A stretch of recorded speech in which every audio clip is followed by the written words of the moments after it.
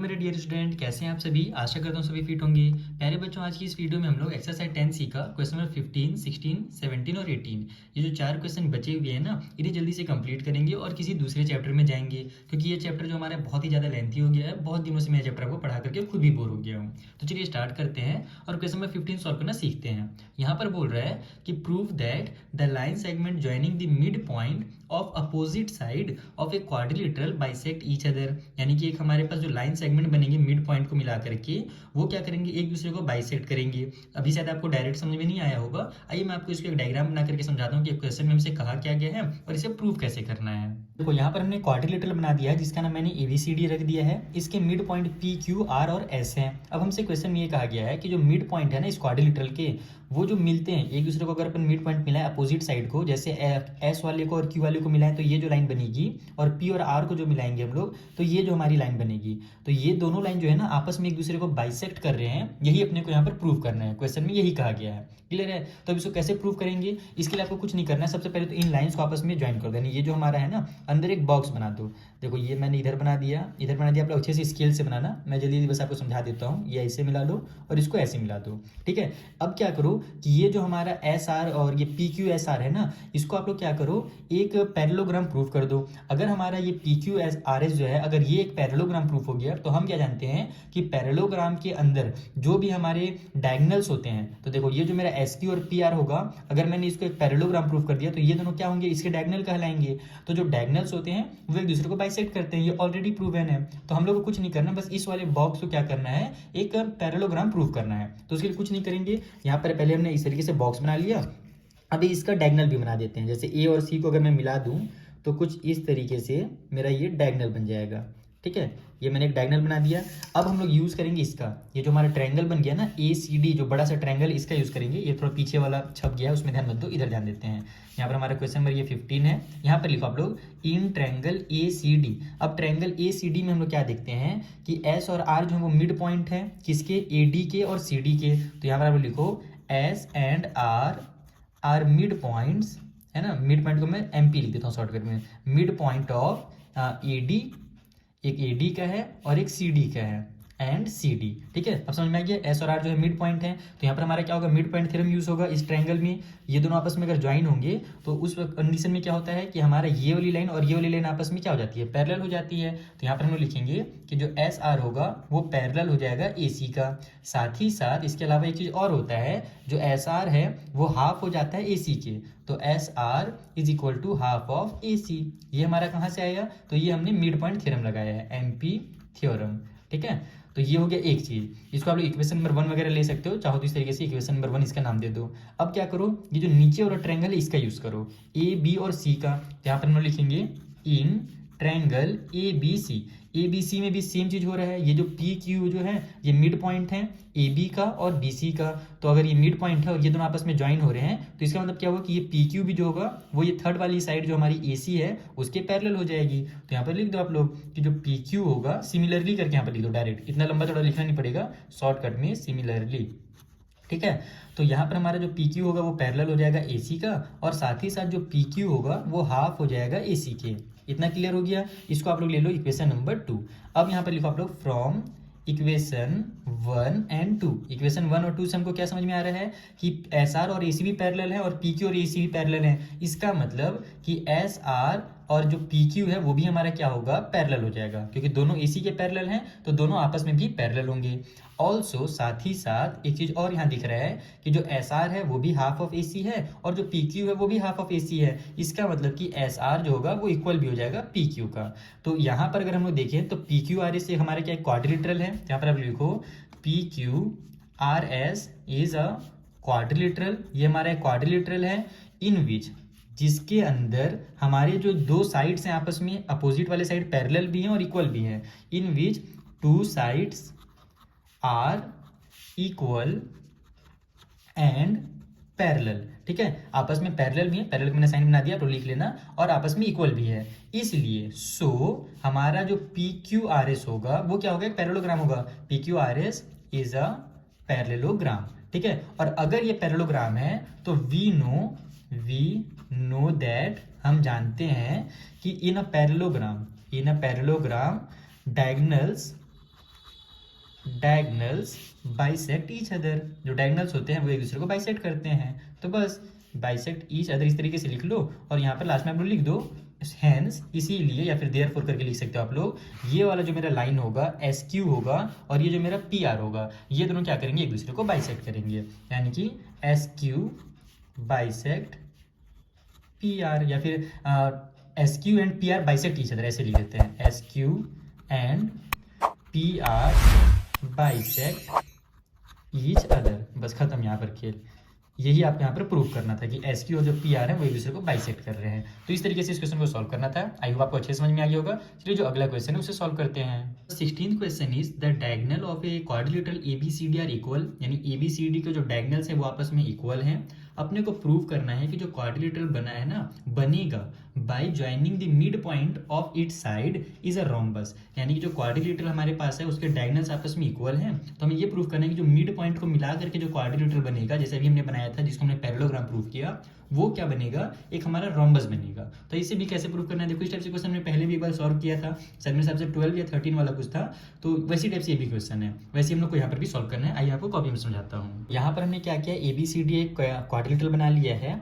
इसके जो डायगोनल्स हैं ए सी और ये जो बी डी, ये आपस में इक्वल हैं। ऐसा हमें क्वेश्चन में कहा गया था कि डायगोनल्स आर इक्वल। ओके, अब हमसे ये कहा गया है कि जो मिड पॉइंट्स है ना, यानी कि पी हो गया, क्यू हो गया, आर और एस, इनको मिला करके जो क्वाड्रिलेटरल बनेगा ये एक रोम्बस बनेगा, ऐसा आपको प्रूव करना है। तो कैसे प्रूव करेंगे, सबसे पहले हम लोग क्या करेंगे, इसको एक पैरेललोग्राम प्रूव करेंगे, जैसे पिछले वाले हमने क्वेश्चन में किया था। तो यहाँ पर हम लोग लिखेंगे, बाकी देखो मैं यहाँ पर शॉर्टकट में लिखता हूँ क्योंकि हमारा वीडियो ज़्यादा लेंथी ना हो। आप लोग एकदम डिटेल में लिखना कि अपने को दिया क्या गया है, अपने को प्रूव क्या करना है, वो सब चीज़ें जो आपको स्कूल में सिखाई जाती हैं, आपके जैसे एग्जाम्पल में दिया हुआ है ना बुक के, उस टाइप से आपको लिखना पड़ेगा अगर आपके एग्जाम में क्वेश्चन आ रहा है तब। मैं डायरेक्ट शॉर्टकट में इसीलिए सॉल्व करता हूँ ताकि वीडियो लेंथी भी ना हो और आपको अच्छे से समझ में भी आ जाए। ठीक है, तो हम लोग स्टार्ट करेंगे दो साइड्स को आपस में इक्वल और पैरेलल प्रूव करके। तो यहाँ पर हम लोग लेंगे ए सी डी, यहाँ पर लिख लो आप लोग in triangle A C D. तो ट्रायंगल ए सी डी में हमारे पास एस और आर जो है मिड पॉइंट है, जैसे मैंने पहले लिखा था ना, सेम टू सेम वैसे ही लिखेंगे, है ना। उसके बाद लिखेंगे हम लोग कि इसीलिए हमारा जो एस आर होगा वो पैरेलल हो जाएगा ए सी का, एंड ऑल्सो जो एस आर होगा वो इक्वल हो जाएगा हाफ ऑफ ए सी के। ये चीज पहले मैंने डिटेल में लिख दिया पिछले क्वेश्चन में, तो इस बार मैं ज़्यादा इसको नहीं लिख रहा। ठीक है, उसके अलावा अब नीचे अगर अपन ट्रायंगल देखें इन ए बी सी में, इन ट्रायंगल ए बी सी, तो ए बी सी में मेरा जो पी क्यू होगा वो पैरेलल हो जाएगा ए सी का। यहाँ पर लिख लो आप लोग P Q is parallel to A C, and also जो पी क्यू होगा वो हाफ ऑफ हो जाएगा ए सी के। ठीक है, ये इतना क्लियर है। तो अब यहाँ से हमारा ये दोनों आपस में इक्वल और पैरेलल हो गया। इसको आप लोग इक्वेशन 1 और इसको इक्वेशन नंबर 2 अगर ले लोगे तो यहाँ पर इक्वेशन 1 और 2 से हमको क्या पता चल गया कि जो मेरा एस आर है वो और जो पी क्यू है ये दोनों आपस में क्या है, इक्वल और पैरेलल है। तो S R is parallel to P Q, and also S R जो है वो हमारा क्या है, इक्वल है पी क्यू का। तो यहाँ पर आप लोग जैसे पहले किए थे ना, सेम टू सेम, देखो मैं स्टेटमेंट को मैं शॉर्ट कर रहा हूँ, बाकी एकदम पूरा काम वही हो रहा है। तो यहाँ पर लिखेंगे हम लोग, सो हमारा जो पी क्यू आर एस है वो क्या हो जाएगा, एक पैरेललोग्राम हो जाएगा। P Q R S is a parallelogram. अब हमारा भी पैरेललोग्राम प्रूफ है। अब इसको अगर अपने को एक रोम्बस प्रूफ करना है, तो रोम्बस में क्या होता है, चारों के चारों साइड आपस में इक्वल होते हैं।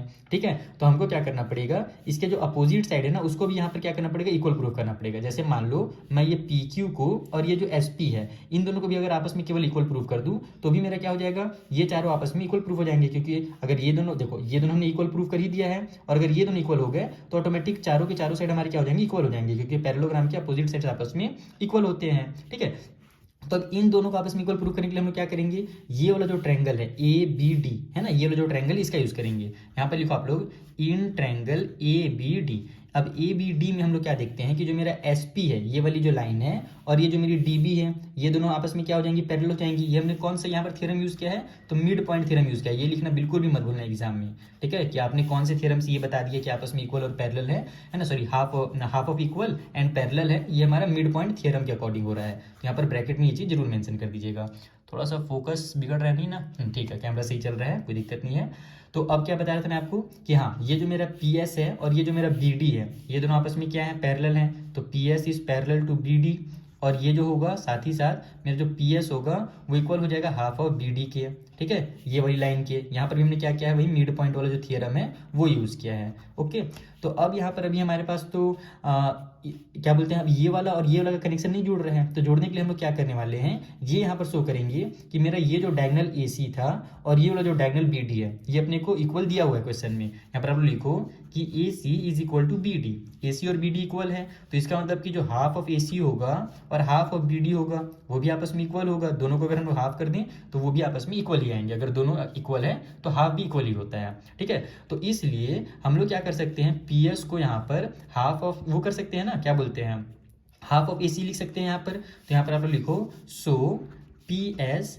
Is equal to half of A C, यानी कि जो पी एस है उसको हम लोग हाफ ऑफ बी डी के बदले में हाफ ऑफ ए सी भी लिख सकते हैं, क्योंकि ये दोनों हमने यहाँ पर आपस में हाफ को जो है इक्वल प्रूव कर दिया। तो अगर आप देखो तो एस आर जो था वो भी हाफ ऑफ ए सी था, पी क्यू भी हाफ ऑफ ए सी था, और यहाँ पर पी एस भी जो है हाफ ऑफ ए सी आ रहा है। इसका मतलब कि जो पी क्यू और ये जो पी एस है ये दोनों भी आपस में क्या है, इक्वल है। तो यहाँ पर आप लिखो कि P Q is equal to P S. Is that clear? और अगर पी क्यू और पी एस आपस में इक्वल है तो इसका मतलब छोटा सी स्टेटमेंट बना करके ऐसे लिख सकते हो यहाँ पर कि अगर ये दोनों आपस में इक्वल है और ये दोनों आपस में क्या है, हमारे एडजेसेंट साइड है। एडजेसेंट मतलब कि जो अगल बगल के साइड होते हैं उसको ही हम लोग क्या कहते हैं, एडजेसेंट साइड कहते हैं। तो यहाँ पर लिखो कि these are adjacent side of parallelogram. कौन सा पैरेललोग्राम का, तो पी क्यू आर एस का, पी क्यू आर एस है ना, ये जो है आपस में एडजेसेंट साइड है parallelogram P Q R S के, इसलिए हमारा जो पी क्यू आर एस होगा वो एक रोम्बस होगा, एकदम शॉर्टकट में P Q R S is a rhombus. बस इतना ही आपको यहाँ पर करना है। मेन आपको काम करना है, पहले इसको पैरेललोग्राम प्रूव करना है जैसे आपने क्वेश्चन नंबर 15 में किया था, सेम टू सेम उसी तरीके से। उसके बाद यहाँ से थोड़ा सा चेंज करना है आपको, और ये वाले साइड को और ये साइड को, एडजेसेंट साइड को आपस में इक्वल प्रूव कर देना है। तो अगर एक पैरेललोग्राम के एडजेसेंट साइड भी आपस में इक्वल हैं, इसका मतलब कि वो क्या होगा, एक रोम्बस ही होगा। यहाँ पर ये क्वेश्चन नंबर 16 भी जो होता है कंप्लीट। अगर आपको कुछ भी डाउट हो तो आप मुझसे इंस्टाग्राम और टेलीग्राम के थ्रू पूछ सकते हैं, उनका भी लिंक मैंने आपको जो है ना नीचे डिस्क्रिप्शन बॉक्स में प्रोवाइड करा दिया है। चलिए अगला क्वेश्चन सॉल्व किया जाए। Question number 17 is the also same. यहाँ पर भी हम लोगों को सिमिलर सॉल्व करना है। इसमें बोल रहा है कि the diagonal of quadrilateral A B C D are perpendicular to each other, यानी कि ए बी सी डी के जो डायगोनल है पिछले बार अपने को इक्वल दिए हुए थे, इस बार बोल रहा है कि परपेंडिकुलर है।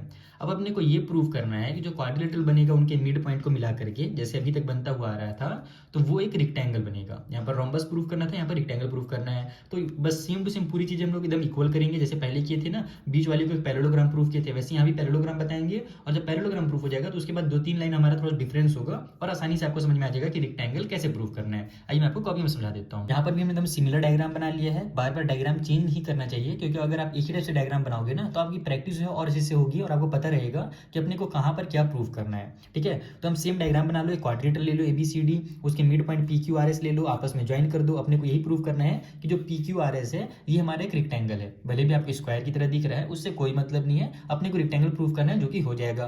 तो हम लोग जैसे पहले करे थे सेम काम वही करेंगे। हम लोग बताएंगे कि जो हमारा ए सी डी ट्रायंगल है उसमें एस आर जो है और ए सी जो है आपस में पैरेलल है। यहाँ पर मैं कुछ चीज़ें लिख लेता हूँ जो आगे चलकर काम आएंगी। तो in triangle A C D हम सेम चीज़ें जो पहले की है ना वही करना है अपने को, कि जो एस आर है वो पैरेलल हो जाएगा मेरा ए सी का, और हमारा एस आर जो होगा वो इक्वल हो जाएगा हाफ ऑफ ए सी के, ठीक है। उसी तरीके से अगर हम लोग ए बी सी देखें, इन ट्रायंगल ए बी सी, तो ए बी सी में मेरा जो पी क्यू होगा वो पैरेलल हो जाएगा ए सी का, और साथ ही साथ मेरा जो पी क्यू होगा वो इक्वल हो जाएगा हाफ ऑफ ए सी के। हमने यहाँ पर क्या किया, मिड पॉइंट जो थियरम है वो लगा दिया, एम पी थियरम, ठीक है। तो अब क्या होगा कि इससे हमारा ये तो प्रूफ हो गया कि ये दोनों अगर आपस में पैरेलल और इक्वल है। इसका मतलब क्या हुआ कि मेरा A P Q R S जो होगा वो ये क्या हो जाएगा, क्या बोलते हैं उसको, पैरेललोग्राम हो जाएगा, ठीक है। तो इसको आप लोग इक्वेशन नंबर 1 दे दो नाम, इसको इक्वेशन नंबर 2 दे दो नाम, और यहाँ पर लिख दो फ्रॉम इक्वेशन 1 एंड 2। 1 और 2 से अपने को ये समझ में आ गया कि अगर ये दोनों आपस में पैरेलल है, इसका मतलब कि एस आर और पी क्यू भी आपस में पैरेलल होंगे, एंड एस आर और जो पी क्यू होगा आपस में इक्वल होगा, ठीक है। और अगर ये इस तरीके से इक्वल और पैरेलल हैं तो इसलिए मेरा जो पी क्यू आर एस है वो क्या है, एक पैरेललोग्राम है। तो इज अ पैरेललोग्राम। जो पहले किए थे सेम वही काम किया हमने कि इसको एक पैरेललोग्राम प्रूव किया। अब इसमें अलग क्या है, इसमें एक्स्ट्रा क्या आपको प्रूव करना है, ये मेरे को ऐसा क्यों लग रहा है कि फोकस बार बार चेंज हो जा रहा है। चेंज मत हो, बच्चों को दिक्कत होगा पढ़ने में, ठीक है। तो अब अपने को क्या करना था कि इसको एक रेक्टेंगल प्रूव करना था। तो रेक्टेंगल में क्या होता है कि जो हमारे एंगल बनते हैं ना कॉर्नर में, वो 90 डिग्री के एंगल बनते हैं। यानी कि अपने को ये प्रूव करना है कि ये वाली लाइन और ये वाली जो लाइन है, या फिर किसी भी दो लाइन को, किसी भी जो एडजेसेंट लाइन है ना, उसको आप लोग एक दूसरे के ऊपर परपेंडिकुलर प्रूव कर दो। परपेंडिकुलर का मतलब ही होता है कि 90 डिग्री एंगल बनाना। जैसे अपने को क्वेश्चन में क्या बोला था कि AC और BD जो है वो एक दूसरे के लिए परपेंडिकुलर है। इसका मतलब क्या हुआ कि यहाँ पर जो है ना वो 90 डिग्री का एंगल बना रहे हैं। जब एक दूसरे को कट करती है ना तो वहाँ पर 90 डिग्री का एंगल बनता है। परपेंडिकुलर का मतलब यही है। तो यहाँ पर हम लोग वही चीज़ लिखेंगे कि अपने को यहाँ पर किस टाइप से मैं लिख दूँ ताकि आपको आसानी समझ में आ जाए। एक चीज़ हम लोग यहाँ पर ये लिखते हैं कि यार क्या लिख सकता हूँ इसमें, अच्छा ये वाला मैं यूज़ कर सकता हूँ अभी। ये वाली जो मेरी ट्रायंगल है ना, ये क्या नाम है इसका, BCD जो ट्रायंगल है, या फिर कोई भी आप दूसरा ट्रायंगल, जैसे कि मान लो मैं इसको यूज़ कर लेता हूँ, ABD ट्रायंगल यूज़ करता हूँ। यहाँ पर लिखो आप लोग इन ट्रायंगल ABD। अब ABD में हमारे पास ये जो PS होगा और ये जो BD होगा आपस में पैरेलल हो जाएगा, ठीक है। ये वाला लाइन लेना सही रहेगा। एक सेकंड ना, पहले हमारा कौन सा लाइन हुआ था, AC यूज है ना, हाँ तो BD लेना पड़ेगा, यही लाइन सही रहेगा।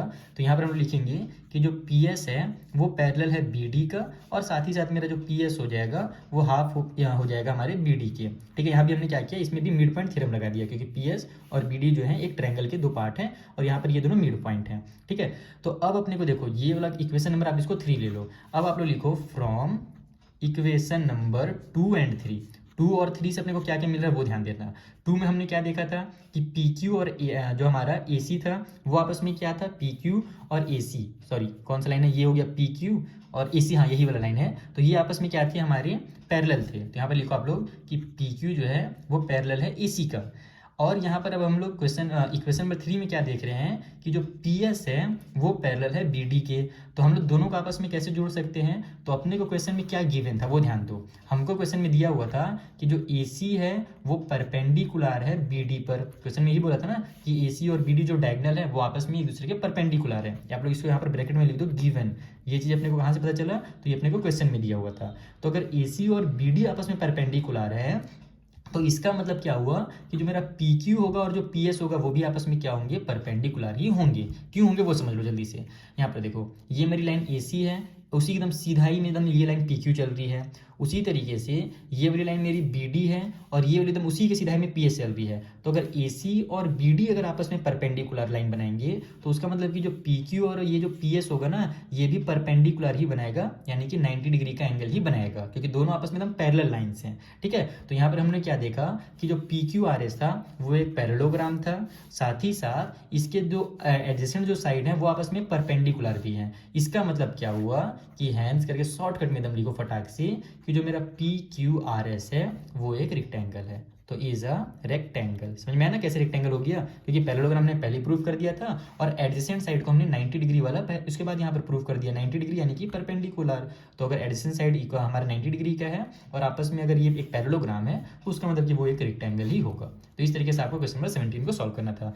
देखो 15, 16, 17 सब सेम है। आपको शुरू में सब में ये जो है ना बीच वाले बॉक्स को इसको पैरेललोग्राम प्रूव करना ही है। बस जो लास्ट के दो पॉइंट है, जैसे इसमें ये वाला पॉइंट हो गया है ना, इसमें यहाँ पर ये वाला पॉइंट हो गया, यहाँ से जो स्टार्ट हुआ है यहाँ से लेकर के ये वाला, तो ये सब पॉइंट बस आपको थोड़ी सी प्रैक्टिस करनी पड़ेगी, बाकी पूरा क्वेश्चन सेम सॉल्व होगा। चलिए जो अगला क्वेश्चन है, लास्ट क्वेश्चन हमारा इस एक्सरसाइज का, उसे जल्दी से कंप्लीट किया जाए। देखो जो हमारा क्वेश्चन नंबर 18 है, यहाँ पर हमसे क्या बोल रहा कि जो मिड पॉइंट है साइड ABBC और DA के एक क्वाड्रिलेटरल ABCD में उनको ज्वाइन किया गया है और एक क्वाड्रिलेटरल बनाया गया है। जैसे पहले था ना सेम टू सेम उसी तरीके, बस पहले अपने को ये सब नाम नहीं दिया रहता था, हम लोग अपने से नाम मान लेते थे। इस बार अपने को नाम भी दे दिया है ताकि क्वेश्चन थोड़ा सा बड़ा दिखे। लेकिन आप लोग बहुत होशियार बच्चे हो, बुद्धू बिल्कुल नहीं बनना, एकदम सेम क्वेश्चन है कि ABCD हमारे पास क्वाड्रिलेटरल है और उसके मिड पॉइंट है हमारे पास, ठीक है।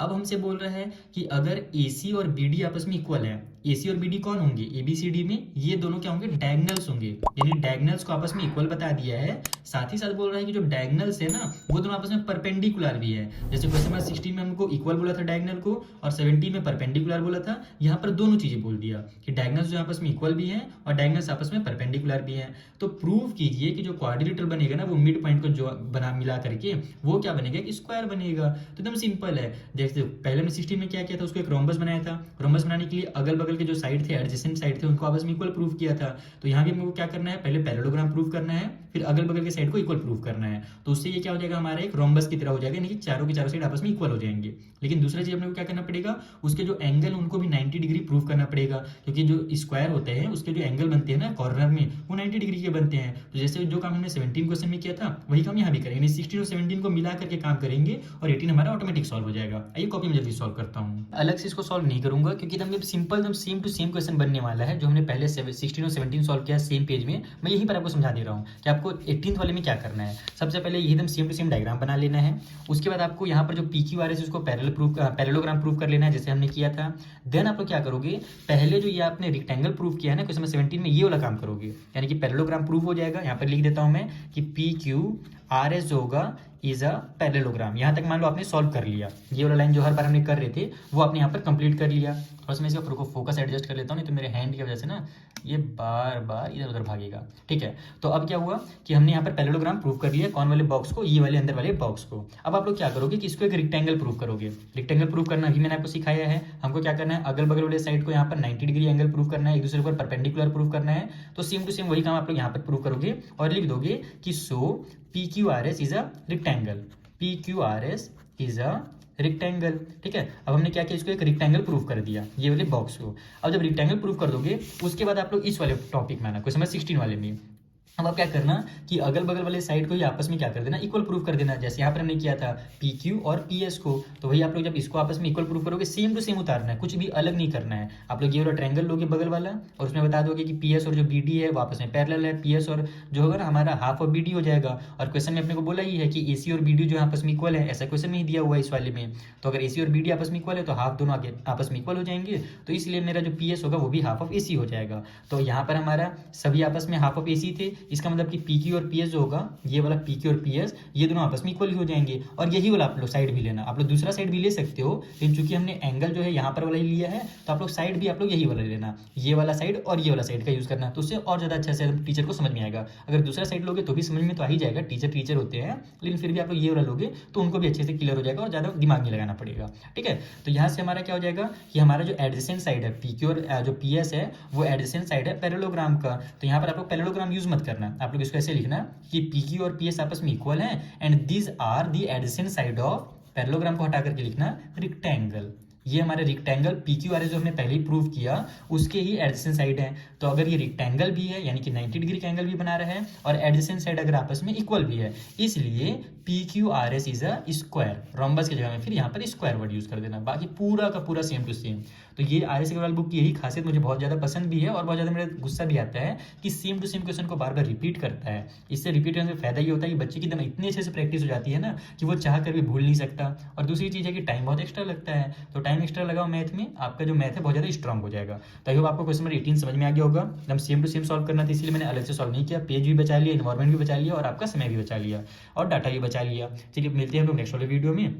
यहाँ पर जो अगला कोई सा चैप्टर है जिसके बारे में आप लोग कमेंट बॉक्स में मुझे बार बार बोल रहे हो, उन चैप्टर्स के भी मैं वीडियो जल्द से जल्द बनाने की कोशिश करूंगा। तब तक के लिए थैंक यू फॉर वॉचिंग। कुछ भी डाउट हो तो इंस्टाग्राम टेलीग्राम का लिंक दिया हुआ है, वहाँ अपने आप अपने डाउट जो है ना हमसे पूछ सकते हो। Thank you once again.